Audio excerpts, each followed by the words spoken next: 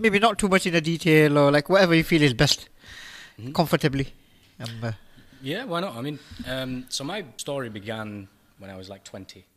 أشهد أن لا إله إلا الله.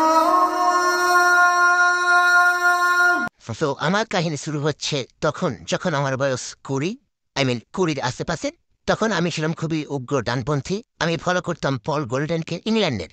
হ্যাঁ, তিনি খুবই উগ্র।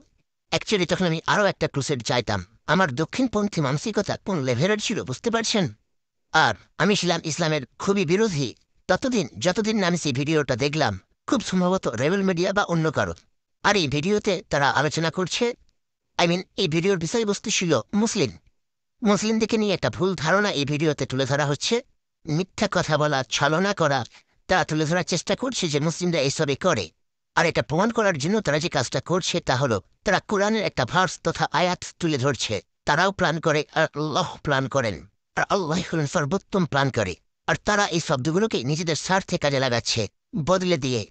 তারা বলছে তারাও ঠকায়, আল্লাহ ঠকান, আর আল্লাহ হলেন সর্বোত্তম ছলনাকারী। তারা ভিডিওতে এটাই তুলে ধরছে আর বলছে এই কারণেই মুসলিমরা মিথ্যা কথা বলে, এ কারণে মুসলিমরা ছলনা করে। তারা ছলনাকারী, তারা শান্তি স্থাপনকারী নয়। এখন বুঝতে পারছি না এই দক্ষিণপন্থীরা কতটা স্টুপিড ছিল। তারা সূরা নাম্বার আর আয়াত নাম্বার দিয়ে দিয়েছে। তো আমি গুগল করলাম এই সূরাটা, এই পার্টিকুলার আয়াতটা, আর দেখলাম ওখানে তো ডিসিড বা ছলনা নেই। ওখানে যে আরবি শব্দগুলো রয়েছে তার অর্থ প্লান আর প্লানার। কালিমাতু হাক্কান ইউরিদু বিহিল বাতিল, words are true but immediately taken out of ears. Neither are meaning. So, হ্যাঁ, আর এটাই রাইট উইং এর লোকেরা করে। তারা তাদের ন্যারেটিভকে ফিট করার জন্য শব্দগুলোকে টুইস্ট করে দেয় আর সত্য থেকে মানুষকে দূরে রাখার চেষ্টা করে। তারা বিষয়বস্তুকে আউট অফ কনটেক্সট তুলে আনে আর যেটা বলতে চায় তার সপক্ষে প্রমাণ হিসেবে এগুলোকে তুলে ধরে। তো সেই ভিডিওতে তাদের প্ল্যানটা ছিল মানুষকে ডিসিভ করা, ঠকানো। অবশ্যই আইরনিক্যালি, সুবহানাল্লাহ, তাদের প্ল্যান ছিল মানুষকে ইসলাম থেকে দূরে রাখার। আর সেই আইএফআই আমার জন্য ইসলামের দিকে জার্নি শুরু করে দিল। আমি ইসলামকে রিসার্চ করা শুরু করে দিলাম, কারণ আমি ভাবতে শুরু করলাম যদি তারা এখানে মিথ্যা কথা বলে থাকে তাহলে না জানি আর কত না মিথ্যা কথা বলেছে। তোমার জার্নি শুরু হলো, ইসলাম নিয়ে জ্ঞান অর্জন করা শুরু করলাম। আর আমি যা কিছু দেখলাম সবকিছুই আমার সামনে অর্থপূর্ণ হয়ে দেখা দিল। আর এরপর যেটা ঘটেছিল তা হলো আমার জীবনে একটা পেরিয়ড এলো যেটাকে বলা হয় টার্ময়েল। আমি ভয়ানক ওঠাপড়ার মধ্য দিয়ে যেতে শুরু করলাম, ভয়ানক ব্যক্তিগত ঝুট ঝামেলার মধ্যে চলে গেলাম। ব্যক্তিগত সম্পর্কের সমস্যা, পারিবারিক সম্পর্কের সমস্যা, এইসব আর কি। আমি এমন একটা পর্যায়ে চলে গেলাম যেখানে আমার মনে হলো আমি আর বাঁচতে চাই না। তো আমি যেখানে বসবাস করতাম সেখানকার একটা জঙ্গলের কথা আমি জানতাম, যে জঙ্গলটা ছিল খুবই ডেঞ্জারাস, যেখানে ছিনতাইবাজ, হত্যাকারীরা থাকতো। তো আমি ভাবলাম আমি এই জঙ্গলে চলে যাব, আর সেখানে প্রথম যে ব্যক্তির সাথে আমার দেখা হবে আশা করি সেই আমাকে খুন করে দেবে। ওকে, তো আমি জঙ্গলের মধ্য দিয়ে হাঁটা শুরু করলাম। আর ডিউরিং মাই জার্নি ইসলামের দিকে যখন আমি জার্নি করছিলাম তখনকার কথা বলছি, তখন আমি কিছু জিকির শিখে নিয়েছিলাম। সুহান আল্লাহ, আল্লাহ আকবর, এইসব আর কি, ছোট ছোট সুহান আল্লাহ, আল্লাহ আকবর, মাশাল্লাহ। এখন বিষয়টা হলো আমার মনেতে তখন সুইসাইড করার প্রচেষ্টা চলছে। তো যেহেতু আমি সুইসাইড করতে যাচ্ছি তাই আমি একটু নার্ভাস হয়ে পড়েছিলাম। কিন্তু কেন জানি না হঠাৎ করেই আমার জিহবা জিকির করা শুরু করে দিল। হাঁটছি, অন্ধকার, তো আমি হাঁটছি, রাত 3টে, সুবহানাল্লাহ। আমি হাঁটছি, খুব ঠান্ডা, অন্ধকার, জঙ্গল, আর অল অফ এ সাডেন আমার জিহবা শুরু করে দিল জিকির করা। সুবহানাল্লাহ, আলহামদুলিল্লাহ, আল্লাহু আকবার, মাশাআল্লাহ, সুবহানাল্লাহ। আমি রাস্তা দিয়ে হেঁটে যাচ্ছি সেই পার্টিকুলার ফরেস্টে।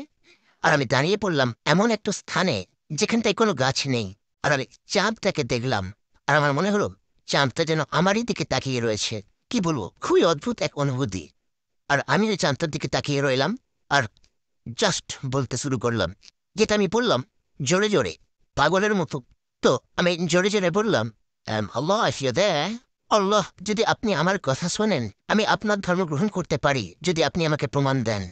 তা সে যে প্রমাণই হোক না কেন, জাস্ট তা আপনি আমাকে দেন। আর যেই বললাম আপনি আমাকে দিন, আমার অন্তরটা ফ্লিপ করে গেল, অন্তরটা বদলে গেল। আপনারা তো জানেন আল্লাহ মানুষের অন্তর বদলে। بين إصبعين من أصابع الرحمن, between the two. Yeah. Whichever direction Allah turns it, subhanallah. It So, was as if- وَيَهْدِي إِلَيْهِ مَن يُنِيبُ. A person who will ask Allah for guidance, Allah will definitely guide him. So, যে মুহূর্তে আমি আল্লাহকে এই কথা বললাম সেই মুহূর্তটাই ছিল প্রার্থনা কবুলের মুহূর্ত। অফকোর্স আমি আন্তরিকভাবেই চাইছিলাম, genuinely sincerely asking him for guidance. সেই মুহূর্তে আমার আল্লাহর সাহায্যের প্রয়োজন ছিল, কারণ আমি তো তখন বাঁচতে চাইছিলাম না। আমি আল্লাহর কাছে প্রমাণ চাইলাম আর তিনি আমার অন্তর বদলে দিলেন। Oh, it was instant. I was like, wow, this is amazing. So I went home, cried for about an hour, put my head to the ground. তো আমি বাড়ি ফিরে গেলাম, কাঁদতে থাকলাম। প্রায় 1 ঘন্টা ধরে কাঁদলাম, মাটিতে মাথা রাখলাম। আমি উত্তর দিকে মুখ করে প্রার্থনা করছিলাম। আমি সঠিক দিকে মুখ করে নামাজ পড়ছিলাম না, কিন্তু আমি জাস্ট মাটিতে মাথা রেখে চেষ্টা করছিলাম। আমি 1 ঘন্টা ধরে শুধু একটাই কথা বলছিলাম, থ্যাংক ইউ। আর তারপর কয়েকদিন পর আমি ভাবলাম আমার তো এখন শাহাদার ঘোষণা দেওয়া উচিত, আর তাই আমাকে একটা মসজিদ খুঁজে বের করতে হবে। আমি শুরু করলাম মসজিদে ফোন করা। যতগুলো মসজিদ আমার পক্ষে ফোন করা সম্ভব সব করায়, কেউ ফোন তুলল না, নট ওয়ান মসজিদ। তো আমি মসজিদগুলোতে ফোন করে যাচ্ছিলাম, কেউ ফোন তুলছিল না। তখন আমার মনে যে কথাটা এলো, ওকে লোক আল্লাহ, আমি জানি তোমার অস্তিত্ব রয়েছে, কিন্তু আমি শাহাদার ঘোষণা দিতে পারছি না, কারণ কেউ ফোন তুলছে না। তো বেসিক্যালি আমি সেখানে বসেছিলাম আর আল্লাহকে বলছিলাম, আল্লাহ, এটা স্পষ্ট যে আপনি চান না আমি মুসলিম হয়ে যাই। You've made me believe, but you don't want me to take shahada. Like, Singla, nobody answering the কেউ তো ফোন তুলছে না, তাই আমি কি করতে পারি? তাই বললাম ওকে, বিষয়টা আমি ছেড়ে দিলাম। তো তার কয়েকদিন পর আমি আমার ভাইয়ের বাড়িতে গিয়েছিলাম। দেখুন, সে আমাকে তার বাড়িতে যেতে বলেছিল। তো তার বাড়িতে পৌঁছে দেখলাম দরজা বন্ধ। ভাবলাম এটা কি রূপ হলো? সেই তো আমাকে আসতে বলেছিল। তো তাকে ফোন করলাম, কোনো উত্তর নেই। তো আমি প্রায় 1 মাইল হেঁটে তার বাড়িতে গিয়েছিলাম। সেখানে অপেক্ষা করছিলাম, বৃষ্টি হচ্ছিল, মেসেজ এলো সে আসতে পারবে না। তাহলে এখন কি করব?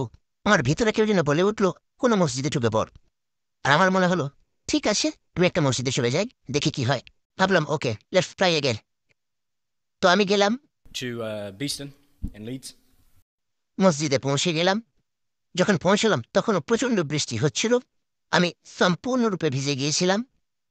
আর আমি দরজাটা টানলাম, দরজা লকড। আমি আবারও আকাশের দিকে তাকালাম আর বললাম, বুঝতে পারছি আপনি চাইছেন না, আমি তো চেষ্টা করছি। I'm knocking on your door, you ain't picking up. I'm ringing, he's not I'm picking ringing, up. I've come to your house now. The door's Alright. locked. আর আল্লাহ আমাকে পরীক্ষা করেই যাচ্ছিলেন, আর আমি বুঝতেই পারছিলাম না আমার ঠিক কি করা উচিত। আমি ভিতরে প্রবেশ করতে চাইছি, কিন্তু আপনি আমাকে অনুমতি দিচ্ছেন না। তো ভাবলাম আমার কি বাড়ি ফিরে যাওয়া উচিত? আবারও কেউ যেন ভিতর থেকে বলে উঠল, জাস্ট ওয়েট। তো আমি একটা লোকাল কমিউনিটি সেন্টারে গেলাম আর জানতে চাইলাম এই মসজিদটা কখন খোলে। তো ভদ্রমহিলা বললেন বিকেল 4টে, এখন তো বেলা 2টো। So I had nowhere to go. The community centre had functions and stuff like that, so I couldn't stay in there. তো আমি একটা লোকাল পার্কে চলে গেলাম আর একটা গাছের নিচে বসে পড়লাম আর জাস্ট ওয়েটিং। আর তখনই শয়তান তার প্রচেষ্টা শুরু করে দিল। আমি বসে আছি, আমার একজন বন্ধু ফোন করলো, বলল, বুঝলি, এখনই আমরা শত পাউন্ডস রোজগার করতে পারবো, রাইট নাও, টুডে, শুধু তোকে এখানে আসতে হবে। বললাম একটু ব্যস্ত রয়েছি, যেতে পারবো না। বললাম আমাকে ছাড়, অন্য কাউকে দেখ। আর তারপর 2জন মহিলা চলে এলেন, আমার সাথে ফ্লার্ট করতে শুরু করলেন, নিজেদের চুল নিয়ে খেলতে থাকলেন। আর আমি তো দিকে বলে ফেললাম আমি আমার গার্লফ্রেন্ডের জন্য অপেক্ষা করছি। আর তখন তারা কেটে পড়লো। আর তারপর শয়তান ভাবনা নিয়ে খেলা শুরু করলো। তো শয়তান যেটা করলো, সে আমার কানে কানে ফিস করে বলতে শুরু করলো, আচ্ছা, ওরা কেন একজন সাদা চামড়ার মানুষকে মুসলিম হিসেবে মেনে নেবে? তারা তোমাকে অ্যাকসেপ্ট করবে কেন? আর তারপর সে আরো কিছু বলা শুরু করলো, ওরা হয়তো আল কায়দার লোক, তোমাকে বাধ্য করবে যুদ্ধ করতে, এটা করো ওটা করো। And then I'm like, আমারও মাথায় কথা এলো, আই ডোন্ট কেয়ার তারা কারা, আমি তো জানি এটাই সত্য, আমি এখান থেকে যাচ্ছি না। তো ফাইনালি যেটা ঘটলো তা হলো, আমি মসজিদে চলে গেলাম, হাঁটছিলাম, আবার বৃষ্টি শুরু হয়ে গেল। এতক্ষণ বন্ধ ছিল, আবার বৃষ্টি শুরু। তো আমি আবারও পুরোপুরি ভিজে গেলাম। মসজিদের সামনে দেখলাম মসজিদটা ফাইনালি খোলা। তো আমি ভিতরে ঢুকে পড়লাম। একজন ব্যক্তি আমাকে বললেন, কিভাবে সাহায্য করতে পারি? আমি তাকে বললাম, আমি মুসলিম হতে চাই, কিন্তু আমি জানি না কিভাবে হব, আর এটাও জানি না আমার মা কি ভাববেন, কারণ সেটাই ছিল আমার প্রধান চিন্তা। তিনি বললেন, কোনো প্রবলেম নেই, আপনি এখন ইসলাম গ্রহণ করুন, আর মায়ের কাছে এখন বিষয়টা গোপন রাখুন। মাশাআল্লাহ, লম্বা দাড়ি, সাদা আল খাল্লা। তিনি বললেন, আপনি এখন শাহাদার ঘোষণা দিন, আপনার পরিবার নিয়ে আমরা পরে ভাবনা চিন্তা করব, তাদেরকে এখন কিছু বলতেই হবে না, বাকিটা সহজ হয়ে যাবে ইনশাআল্লাহ। আর আমি শাহাদার ঘোষণা দিলাম।